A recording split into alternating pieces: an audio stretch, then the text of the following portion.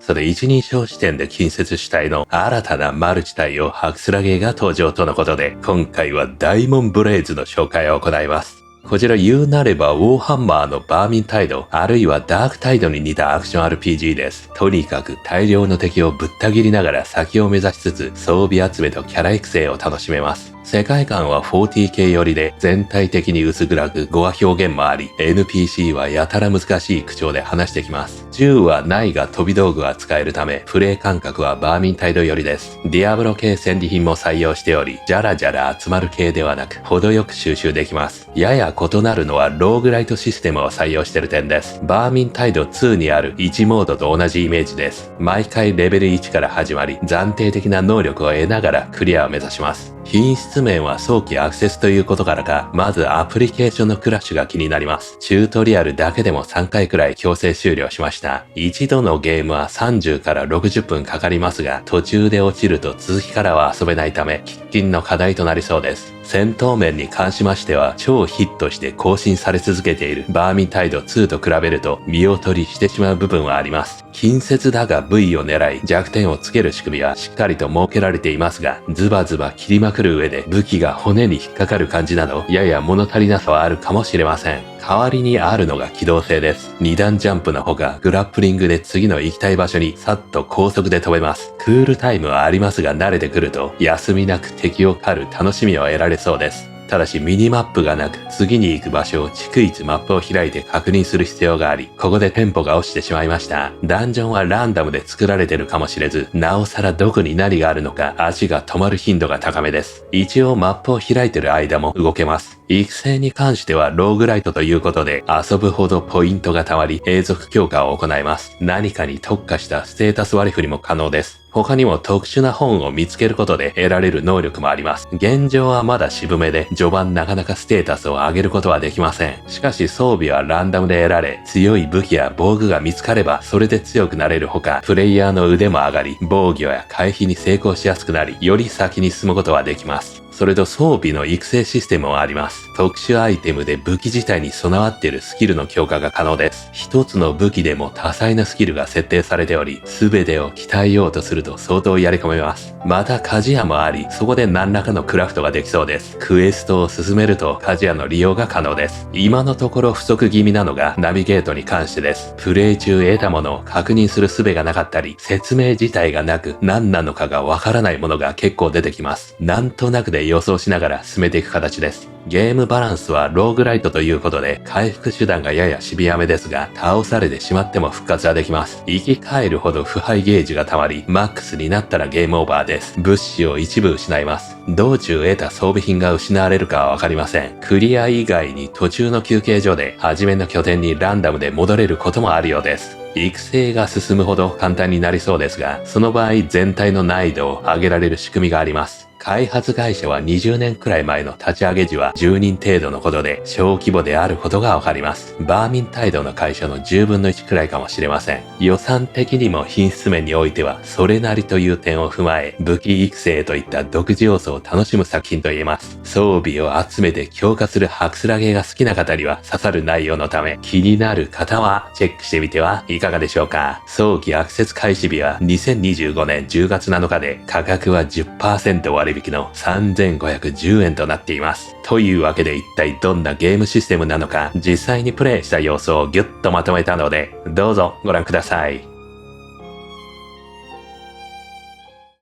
さあ、まずはモードを選択。オンラインはベータである。というわけで、オフラインでいきましょう。あなたは本当に誰ですか？キャラクター選択ですかね？まだ、なんか、背景がじっくりと読み込まれてますが。神の刃。2種類いますが。初めから結構いますね。6体。左は、細いから女キャラなのかな？右は男か。がっちりとした。ちょっと和風？こいつにしてみようかな。お次は武器を選択。で、新しい武器を手に入れるには、乱を得て、忍者を倒す。装備品持ち帰りがあるっぽいんですけれど、先ほどの武者だから、それに合った装備はいいけど、日本刀みたいなのはないな。あえて選ぶならこれかな。偉大な斧。で、始まりましたが、おっとなんだ？あ、消えた。上になんかいるぞ。なんか喋ってますが。地図を開くには何キーだ？タブか？マップはランダムなんですかね。で、画面中央下に、なんか数字が溜まってますね。とでチュートリアル通り進めてみよう。ダッシュ。ダッシュは左シフトかな。そうですね。青色のスタミナ使ってるか。スペースジャンプ。次はダブルジャンプ。あそこに行くのか。おら。お。次は1秒の強力な攻撃。この野郎。これは普通の攻撃かな？強力な攻撃は、貯めろってことか。次はミドルクリックで発射？なんか飛ばした。で、ハイパーショット。攻撃をしばらく集中させる？長押しかな？うん。この野郎。ミドルクリックあまり使いたくないから、設定変えられるかな？オルトにしました。これなんかね、壁画か。背景が、とってもね、作り込まれてますね。とりあえず目標向こうかな。もう一回マップを確認。時間止まらない。こういう脇道にお宝があったりするのか。なんかいるぞ。おう。暗い。これもどれくらい使えるかがわからないんだけど。スタミナ減ってますね。後ろから敵が。あと今のところディフェンスはライトクリックか。うらよし。切る感触はとてもいいけど、UI がまだちょっと、なんかインディーっぽいかな。下にもいますね。この野郎。うわー。はい。危ない。さあ、ディフェンス成功。次こっちか。この野郎。よし。結構何度も切る必要がありますね。次はグラップリングフック。X で使える？こらへん？緑色じゃないと使えないんだ。ここでクリック。一瞬で飛びましたね。ちょっとクールタイムがありますね。これをアクティブにする。うら！これはよくあるローグライト要素かな。暫定能力ですね。一番上、ダメージが上がってエネルギーを吸い取るのか？真ん中は怒りゲージが早く溜まる。一番下はライフスチール。これにしてみようかな。次あっちか。この妙な道を進んでいきましょう。気象。目が覚めるのか。ここが拠点なのかな。北の星の刃。でも独特ですね。言葉遣いが。これ永続評価かな。ポイントを貯めてね。書籍ってなんだ？これをなんか見つける要素もあると聞きましたね。道中。本。それによりなんか覚えられるのかな。ここで装備が変えられる。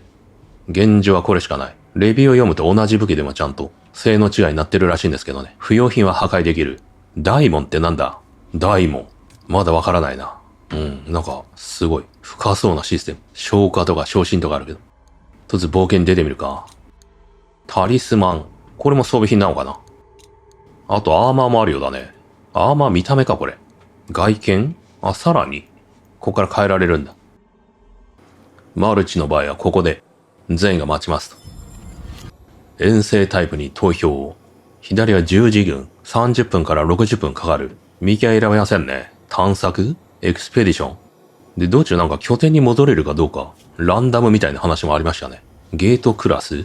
これ難易度かな？まず一番左から。3つありますが、じゃあ一番左から。凍った領域？足場が、つららだらけだ。すべての扉を越える、エリアを浄化する、が目標。とりあえずまずは遠距離攻撃で詰めていきましょう。今拾ったの何かな？ライフ回復かな？マップはランダムなのか？ローグライトは大抵、全部軒並み回るのはね、セオリーかと思いますよ。トグの奴らもやれますね。警告ってなんだ？警告せよ。結構一方的にやれるけど。これ進んでいいのこれ。なんだ？ヤマソウ、大丈夫？怒らせたなんか。山が来た。なんだこいつは。普通の雑魚敵かな。見た目は強そうだけど。敵の攻撃当たりません、こっちには。どうした貴様。待て。囲まれる。赤いライフゲージを削れば、勝ちかな？どうした？あまり強くなかった。次は雲みたいなやつ現れたけど。展開が早くてね、もう何が起きてるか。とりあえず切りまくりゃいいのかな。すげえいろいろ出てくるし。また戦士みたいな現れた。この野郎。いい使ってみようか。おらこれ技かな。周りの敵を粉砕しましたね。で、敵は地面から生まれるのか、これ。ここで戦うの合ってんの？なんか、このね、アリーナ的なところで。敵が赤くね、登場するから、こっちはダメージを受けてるかのような。そんな感触も得られますが、胴体が真っ二つに割れましたね。結構豪快に切れる。この野郎。画面中央への腐敗は、数字は変わってませんね。次の道はどっちだしかし。向こうかな。結構向こうまで行きますね、これ本当に。おお、すげえよ。これも活用するゲームなんだね。グラップリングふんだんに。ほら、この野郎。はい。昇進レベルアップ。なんだ昇進レベルアップって。こうなんかね、仲間みたいなやつも登場するんだよね。これあれかな。オンラインで PVP とかあんのかな。他の人のゲームに侵入とか。それを模してるのかもしれませんね。これはなんでもない。扉を壊せない。で、さっきのレベルアップはどうなった？特にこの段階ではなんか、できないのかな。目玉か。目玉じゃない、なんか気持ち悪い。虫みたいだった。ああ。なにこれ。